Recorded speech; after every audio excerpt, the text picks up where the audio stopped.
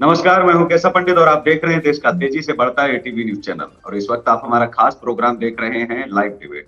और live debate में आज हमारे खास मेहमान हैं मोहम्मद शाहिद अंसारी। चर्चा करने के लिए सामाजिक कार्यकर्ता हैं, जिलाध्यक्ष हैं हिंदू मुस्लिम एकता समिति से कन्नौज उत्तर प्रदेश से। बहुत बहुत स्वागत है मोहम्मद शाहिद अंसारी साहब।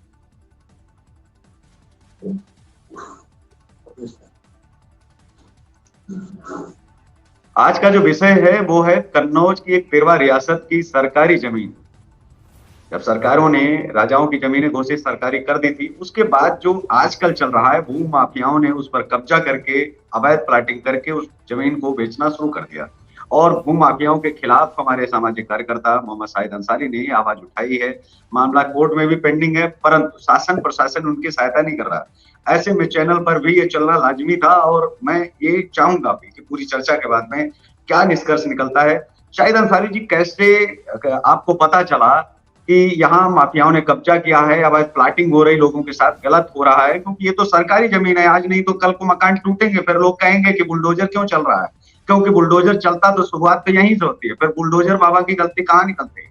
जी, सरकारी जमीनें जो सीलिंग में घोषित की गई थी राजा शारदा नारायण सिंह जी की, उसके खिलाफ राजा शारदा नारायण सिंह जी 1994 में हाई कोर्ट में रिट दायर की थी। उस रिट पर 2011 में उनकी रिट को डिसमिस कर दिया गया के.वाई. चंद्रचूड़ के द्वारा। जस्टिस के.वाई. चंद्रचूड़ ने उसको डिसमिस कर दिया और राजा शारदा नारायण सिंह ने उस डिसमिस आदेश को अभी तक खतौनी में दर्ज नहीं किया गया है और उनके बेटे राजा दिग्विजय नारायण सिंह और देवेंद्र नारायण सिंह, ये दोनों लोग जमीनें बेच रहे हैं। कुल 2 ग्रुप हैं जो भूमाफियाओं के, जो इन जमीनों को खरीद रहे हैं। एक तो देवा ग्रुप है और एक संगम परिवार। ये 2 ग्रुप इन जमीनों का बंदरबाट कर रहे हैं। कई बार अधिकारियों को इन्फॉर्म किया गया है। मैं खुद राज्यपाल जी से मिला हूँ, उनसे मैंने इस संबंध में काफी चर्चा की है और राज्यपाल जी ने भी उस पर आदेश किया है। उसके बाद भी प्रशासन मूक बना हुआ और एसडीएम महोदय से कई बार वार्ता होने के बावजूद ये जमीनें बेची जा रही हैं। तो ये लड़ाई कब से आपकी शुरू हुई और कहाँ तक पहुंची है? ये पूरी आप शुरुआत से आप बताएं कि ये जमीन कितनी है, कहाँ से कहाँ तक फैली हुई है, पूरा आप हमारे दर्शकों को बताएं। क्योंकि जो लड़ाई है वो आप पूरी बात बताएंगे तो कि कहाँ से ये शुरुआत की गई है, कब से हुई, कहाँ से बैठ करके लोग गेम कर रहे हैं, कैसे जो है ये सब चल रहा है, इसमें कहाँ तक पुलिस प्रशासन मिला हुआ है। मैं चाहूंगा कि आप अपनी 10 मिनट में आप ये पूरी बात जो है कंप्लीट करें और A to Z जो है आप पूरा बताएं, आप शुरुआत से लेकर के और अभी तक कहाँ तक। जी जी, ये 80 एकड़ जमीन तिरवा में सीलिंग की घोषित की गई थी। 80 एकड़ जमीन राजा शारदा नारायण सिंह और राजा देवेश्वर नारायण सिंह, जिसमें राजा शारदा नारायण सिंह उसके खिलाफ हाई कोर्ट गए। हाई कोर्ट में उन्होंने अपना पिटीशन दायर किया। हाई कोर्ट में मुकदमा चलता रहा और यहाँ इन्होंने एसडीएम महोदय के यहाँ भी मुकदमा कायम किया। एसडीएम ने इनका मुकदमा डिसमिस कर दिया। उसके बाद ये मंडलायुक्त के यहाँ गए। मंडलायुक्त को इन्होंने कहा कि हमारी रियासत अभी जिंदा है, हम पर जमींदारी विनाश अधिनियम लागू नहीं होता है। मंडलायुक्त ने ये अपील बलहीन होने के कारण निरस्त की जाती है इस तरह से आदेश करके, और इनकी अपील को निरस्त कर दिया। लेकिन बंटवारा इनका मान्य किया और उसके साथ में ये कह दिया कि ये जो बंटवारा हुआ है ये दोनों पक्ष इसका इस्तेमाल कर सकते हैं, लेकिन किसी तीसरे पक्ष को विक्रय नहीं करेंगे जब तक हाई कोर्ट का आदेश नहीं आ जाता। 2011 में माननीय उच्च न्यायालय ने इनके आदेश को इनकी जमीनों को खारिज कर दिया, इनकी अपील को खारिज कर दिया। और वो अपील खारिज होने के बाद वो जो आदेश आया वो खतौनी पर और सरकारी कागजात में दर्ज नहीं करवाया गया और ये जमीनें कुछ भूमाफियाओं को बेची जा रही। तो इसमें जो है ये अभी तक प्रशासन ने जब आपने आवाज लेकिन लोगों को क्या नहीं मालूम है, इतना उनको पता नहीं है कि भूमाफिया भले ही जमीन पर कब्जा कर लें, लेकिन जिस जमीन को हम ले रहे हैं वो कम से कम सरकार से तो पूछ लें कि ये जमीन हमें लेनी भी चाहिए या नहीं, क्योंकि खून पसीने की गाढ़ी कमाई अगर हम लुटा रहे हैं और हम इस तरीके से दे रहे हैं तो कल को बुलडोजर चलेगा, इसके लिए फिर तैयार भी तो रहना पड़ेगा लोगों ने। जी जी बिल्कुल। लेकिन ये भूमाफिया इतने दबंग हैं कि इनके खिलाफ ना तो कोई कार्रवाई हो पाती है, और अगर कोई अधिकारी कुछ कहता भी है तो उसको कुछ ले दे के शांत कर दिया जाता है। बाकी नहीं, लेकिन जो आसपास के लोग हैं उनको तो, जो आसपास के लोग हैं उनको तो समझ में आना चाहिए ना कि खून पसीने की गाढ़ी कमाई पर जैसे आज बुलडोजर चल रहा है, ये इनके 4 दिन के बाद में चलेगा, लेकिन चलेगा तो जरूर। फिर बुलडोजर पर ये लोग क्या कहेंगे? जी क्योंकि 2011 में हारने के बाद भी कोई उस पर स्टेप नहीं लिया, इस वजह से वो सरकार का या किसी का कोई आदेश यहाँ मान्य भी नहीं हो रहा है। लोग नहीं समझ पा रहे हैं कि इतनी गहराई से ये मामला है, और वो जमीनें खरीद रहे हैं। प्लाटिंग चूंकि आमतौर से हो रही है, वो प्लाट खरीद लेते हैं, उनको नहीं जानकारी है कि ये इतना गहरा मामला है। लेकिन तो लगभग कितनी जमीन होगी और कितना जो है इसका दायरा होगा, क्या इस समय चल रहा है? लगभग 80 एकड़ जमीन है। 80 एकड़ जमीन है। तो उसका रेट क्या जो है लोग ले रहे हैं?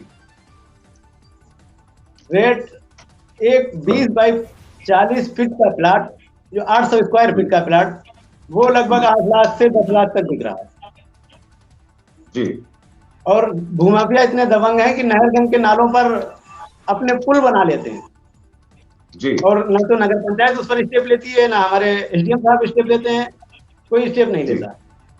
लेकिन आप क्या चाहते हैं कि बाबा जी का जो बुलडोजर है वो घूमते घूमते लखनऊ से कन्नौज भी पहुंच जाए?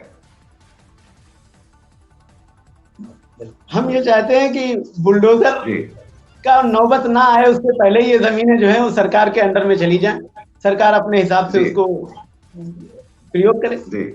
लेकिन जिस तरह से ये लोग छोड़ नहीं रहे हैं और प्रशासन जो है कार्रवाई करने को तैयार नहीं और सह दे रहा है, संरक्षण दे रहा है, उस तरह से तो यही लगता है कि आने वाले समय में एक ही कार्रवाई होगी कि बुलडोजर चलाया जाए। और मुझे लग रहा है कि आप जो है आज नहीं तो कल योगी जी के दरबार में प्रस्तुत होकर के मांग करेंगे भी, क्योंकि आपके सामने एक ही विकल्प होगा। और मैं चैनल के माध्यम से भी ये कहना भी चाहूंगा कि जो भी अधिकारी हैं अगर वो समय से नहीं अगर सुधरते हैं तो उनके तो ट्रांसफर होंगे ही, साथ में जो लोग जमीन खरीद रहे हैं उनको कम से कम एक बार तो ये देख लेना चाहिए कि जिस जमीन में अपनी खून पसीने की कमाई जो है लगा रहे हैं वो कल को कहीं बुलडोजर बाबा जो है चला ना दे। फिर ये लोग न कहते घूमे कि हमने तो वोट दिया था, हमारी जमीन पर चलाने की क्या आवश्यकता थी। लेकिन ये इनको आज के दौर में सोचने की जरूरत है। अंसारी साहब। जी सर, मैं न्याय के लिए कई बार मंडलायुक्त जी से मिला हूं और माननीय राज्यपाल जी से भी मुलाकात हुई है और उन्होंने आदेश भी किया है। लेकिन अब लगता है कि जब कहीं रास्ता नहीं बचेगा तो न्याय के लिए हमें योगी जी के ही पास जाना होगा, और शायद अगर योगी जी के पास पहुंच नहीं, लेकिन उत्तर प्रदेश की सबसे बड़ी खासियत तो यही है, खूबसूरती तो अंसारी साहब यही है कि गांव का जो एसडीएम है वो मुख्यमंत्री के बराबर छोड़िए, आप कम से कम प्रधानमंत्री के बराबर जो है अपनी औकात रखता है। आपको धमका भी देगा तो आप जाइए प्रधानमंत्री से हमारी शिकायत कर दीजिए, क्या कर लेंगे देख लेते हैं। तो अधिकारियों के अंदर जो डर है वो अभी तक उन सरकारों ने सही ढंग से इसलिए नहीं बिठा पाया, उसका कारण ये भी है ये लोग गलत करते हैं और उसी हिसाब से सजा नहीं मिल पाती है। दोहरा मापदंड। जैसे हम बात करें कानपुर में जब विकास दुबे वही गलत काम करता है तो उसका एनकाउंटर करवा दिया जाता है, लेकिन वही सरकारी गुंडे जब उस महिला और उसकी बेटी को जलता हुआ छोड़ के आ जाते हैं, चप्पल गिरा देते हैं, तो बहुत सारी चीजें निष्पक्ष जांच तक नहीं होती और इन सरकारी गुंडों का एनकाउंटर नहीं कर देना चाहिए क्या? मेरी नजर में तो दोनों ही बराबर है, चाहे विकास दुबे हो या फिर वो जलाने वाले लोग, उनको चिन्हित करके उनके एनकाउंटर कर देने चाहिए। उनको क्यों खाना खिलाया जा रहा है? मेरे तो समझ में ये चीज नहीं आ रही है कि अगर आप उत्तर प्रदेश के कानपुर में और कन्नौज में जहां इत्र का बड़ा व्यापार है वहां पर आप जब छापेमारी आप करवा सकते हैं, लेकिन वहीं ये जो भू माफियाओं का इतना बड़ा बिजनेस फैल फूल रहा है वो भी सरकारी जमीन पर, तो ये क्या सरकार तक पहुंचने के बावजूद भी इंतजार करते हैं कि जनता पहले पैसा लगाए फिर भू माफिया पैसा खिलाते रहे क्योंकि ये तो निकल जाएंगे। लेकिन जो पैसा फंस रहा है वो तो आम जनता का है ना, तो सरकार को तो समय से रहते हुए सचेत हो जाना चाहिए। ये तो उनके लिए 10 मिनट का काम है, जांच बिठा दें और दोषी पाए जाए। मैं तो ये कहता हूं कि इनके ऊपर जो है आजीवन इनको देश निकाला दे देना चाहिए, ऐसे लोगों को जो जनता के साथ ठगी कर रहे हैं, खिलवाड़ कर रहे हैं। जी जी बिल्कुल, जांच बिठानी चाहिए। और यहाँ हमारे यहाँ तिरवा में भी एक जगह बुलडोजर चलाया, लेकिन वो चूंकि गरीब आदमी था, कमजोर आदमी था, बुलडोजर चल गया। लेकिन ये बड़े भूमाफिया हैं, ये मैनेज कर लेते हैं, इनके खिलाफ भी जांच होनी चाहिए। ये अधिकारियों के खिलाफ एसडीएम साहब राजेश यादव जी से हमारी वार्ता भी हुई और राजेश यादव जी ने हमारे साथ काफी कुछ मिसबिहेव भी किया है इस मामले में। नहीं, मैं वही सवाल भी करने वाला था कि कहीं आपकी जमीन पे बुलडोजर चलने के लिए बुलडोजर न खड़ा कर दें एसडीएम साहब, क्योंकि आजकल होता क्या है, जो पीड़ित पक्ष होता है, जो उठाता है और चलाता है, उसकी जांच पहले होने लग जाती है। तुम कैसे शिकायत कर सकते हो? तुम्हारी हिम्मत कैसे हो गई इन लोगों के खिलाफ बोलने की? साहब, हम तो सामाजिक कार्यकर्ता हैं, हमारा तो काम है। तो समाज सेवा का ठेका आपने ही पूरा ले रखा है क्या? कहीं और करिए जाकर के ना समाज सेवा। तो इन लोगों के सवाल और जवाब इस तरीके के होते हैं कि सामाजिक कार्यकर्ता मंच पर यहाँ बैठ करके जो कहते हैं कि हमारी तो साहब जान सुरक्षित नहीं है, हम कौन से समाज सेवा करेंगे? और किस हिंदू राष्ट्र की बात हो रही है और किस राष्ट्र की बात हो रही, जहां हिंदू मुस्लिम जब सबका साथ सबका विकास जो है प्रधानमंत्री जी बोलते हैं, तो ऐसे में जब वो खुद ही सुरक्षित नहीं है तो हम कैसे सुरक्षित महसूस कर लें? क्योंकि राम राज्य में आप एक तरफ देखिए कि कुमार विश्वास साहब जो थोड़ा सा सच बोल देते हैं, बड़े कवि हैं, मुखर वक्ता है,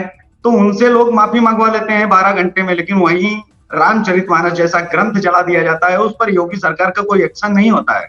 मोहन भागवत और साथ में ये बता देते हैं कि पंडितों ने जो है वो जातियां बनाई हैं, जबकि जातियों के लिए तो श्रीमद् भगवत गीता में साफ साफ भगवान कृष्ण ने कहा है कि ये वर्ण व्यवस्था हमने जो है बनाई हुई है और इसी के आधार पर जो है ये सृष्टि चलेगी भी। तो उन्होंने 14वें अध्याय के श्लोक नंबर 2 में ये कहा है। तो जिन लोगों को ये मालूम नहीं है कि मोहन भागवत जी जब ये कहते हैं तो भूल जाते हैं कि ना तो मोहन है ना भागवत है। कभी तो कहते हैं कि हिंदू मुस्लिम में डीएनए कभी कहेंगे, तो उनकी ये उल जलूल जो बयान है वो आरएसएस के चीफ को शोभा नहीं देता। लेकिन क्या आप समझते हैं कि जो धार्मिक जो उन्माद फैलाने वाले लोग हैं उन पर तो बयान वो देते नहीं है? और साथ ही जब इतने बड़े कुकृत्य हो रहे होते हैं, आज के दौर में सबसे बड़ा दान मुझे लगता है कि वो अंग दान के बाद में भूमि दान होता है। लेकिन यहाँ तो भूमि के साथ में जिस तरीके का जो है खेल रचा जा रहा है, क्योंकि भूमाफिया कभी खत्म नहीं होते। जैसे ही ये लोग विपक्ष में होंगे, आप ध्यान से सुनना एक एक शब्द जो मैं आपसे कहने जा रहा हूं, जब पार्टियां विपक्ष में होती हैं तो इनको भूमाफिया दिखते हैं, इनको बालू माफिया दिखते हैं, इनको एजुकेशन माफिया दिखते हैं, इनको तमाम तरीके के माफिया दिखते हैं। लेकिन जैसे ये कुर्सी पाते हैं और जैसे ये मुख्यमंत्री बन जाते हैं, कोई मंत्री बन जाते हैं, विधायक बन जाते हैं, फिर यही भूमाफिया इनके आय के स्रोत बन जाते हैं। ये आवाज तक उठाना भूल जाते हैं, क्योंकि वो कमाई जो उनको दे रहे थे वो हमको दे देना शुरू जो है कर दीजिए। इसके लिए इनकी लड़ाई चल रही है। तो ये भूमाफिया अभी भाजपा को दिखाई नहीं दे रहे, अभी समाजवादी पार्टी को दिखाई दे रहे हैं कि भूमाफिया कैसे काम कर रहे हैं। लेकिन वो भी आवाज खिलाफ नहीं उठाएंगे, क्योंकि वो भी जानते हैं कल को सत्ता में आए तो यही तो हमको मलाई देंगे, खत्म कैसे करवा दें साहब, ये तो कमाई है हमारी, इनका एनकाउंटर कैसे करवा दें, क्योंकि इन्हीं से तो हम जो है आगे अपना विस्तार करेंगे। हमारी पार्टी में चंदा जो आएगा वो यही लोग तो देंगे। आप एक एक करके क्रमबद्ध करके, क्योंकि बहुत सारी चीजें हमने एक साथ में बोली हैं, तो आप उनको एक एक करके उत्तर देते। कैसे देखते हैं उत्तर प्रदेश की राजनीति में जो जिस तरीके से पार्टियां करती हैं, सत्ता में जो लोग बैठे हैं वो भले ही भूल जाएं, लेकिन जो विपक्ष में बैठे हैं वो क्या सही तरीके से अपना काम कर रहे हैं? क्या वो धरना प्रदर्शन एक दिन का भी कर रहे हैं इन माफियाओं के खिलाफ, जिनसे वो जानते हैं कि जनता के साथ ठगी हो रही है? फिर भी जी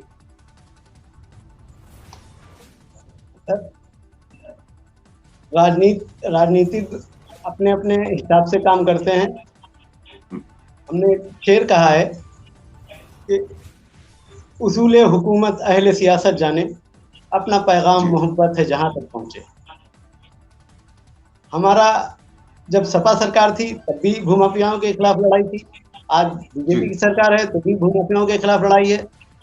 अंतर इतना हुआ है कि आज हमें योगी जी से पूरा विश्वास है कि वो हमारे साथ न्याय करेंगे।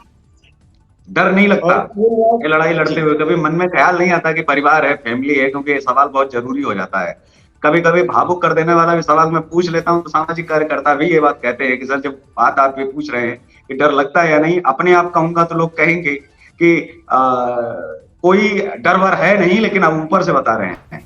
लेकिन सच्चाई तो यही है कि जो लड़ाई लड़ते हैं उनके अंदर डरते हैं या नहीं। हालांकि ये क्रांतिकारियों की जमीन धरती रही है उत्तर प्रदेश, जहां से क्रांतिकारी निकले हैं, चंद्रशेखर आजाद की आज पुण्यतिथि भी है। तो ऐसे में मेरा एक ही सवाल रहेगा कि डर नहीं लगता, क्योंकि ये तो बहुत बड़े लोग हैं, इनकी ये तो डीएम को खरीद सकते हैं, तो आम आदमी की तो विसात क्या है। जी सच्चा सच्चाई की लड़ाई में किसी का डर नहीं है। मैं जी सच्चाई की लड़ाई लड़ रहा हूँ, मुझे किसी का भी जी डर नहीं है। जी और वही हाकिम की बात तो मैं बता देता हूँ कि जी हाकिम वक्त अजब एहसान करते हैं, हाकिम जी वक्त रियाया पर अजब एहसान करते हैं, तोड़कर जी, मका हमारे वो कंबल दान करते हैं। क्या बात, ये हमारे यहाँ बहुत की खूबसूरत। सियासत है। लेकिन इन्हीं लाइनों के साथ जो है आज के इस कार्यक्रम में बस इतना ही, हमें दीजिए इजाजत, नमस्कार। क्योंकि अगले कार्यक्रम में आप कहीं जाइएगा मत, देखते रहिए देश का तेजी से बढ़ता एटीवी न्यूज चैनल। लेकिन ये तिरवा रियासत की जंग जारी रहेगी अंसारी जी के साथ में, क्योंकि वहां का सच दिखाना और देखना भी बहुत जरूरी है, अधिकारियों की सच्चाई भी, और उनके जो जो दोहरे, जो उन्होंने स्वयं दर्जे के जो कानून बना रखे हैं, खुद के लिए अलग हैं, माफियाओं के लिए अलग हैं, जनता के लिए अलग हैं, तो उन पर भी पर्दा जो है उठेगा। क्योंकि अगर सच बाहर आएगा तो लोग देखेंगे, सवाल भी करेंगे, और शायद इससे बहुत सारे लोगों को जो है, जो जमीन खरीद रहे हैं, जिनके साथ ठगी हो रही है, वो शायद बच सके। अगर समय रहते उन्होंने संज्ञान लिया तो उनकी खून पसीने की गाढ़ी कमाई बच सकती है। अन्यथा आने वाले समय में, आज बाबा जी का बुलडोजर चल रहा है तो कल को अखिलेश जी का बुलडोजर चलेगा, या कोई और सत्ता में आएगा। क्योंकि सरकारी जमीन तो सरकार की होती है, वो किसी व्यक्ति विशेष की तो होती नहीं। तो आज नहीं तो कल ये काम किया जाएगा। तो मेरी अपील भी चैनल के माध्यम से रहेगी उन तमाम लोगों से कि ठगी से बचें और इसे शेयर करें। अगर आपके आसपास भी ऐसा कुछ हो रहा है तो हमें बताएं, नीचे स्क्रीन पर चल रहे नंबरों पर आप संपर्क करें, क्योंकि हम सच दिखाएंगे और अधिकारियों तक भी पहुंचाएंगे। कोशिश रहेगी कि इस पर सरकार संज्ञान भी ले। तो आज के इस कार्यक्रम में बस इतना ही, हमें दीजिए इजाजत, नमस्कार। और आप देखते रहिए देश का तेजी से बढ़ता एटीवी न्यूज चैनल।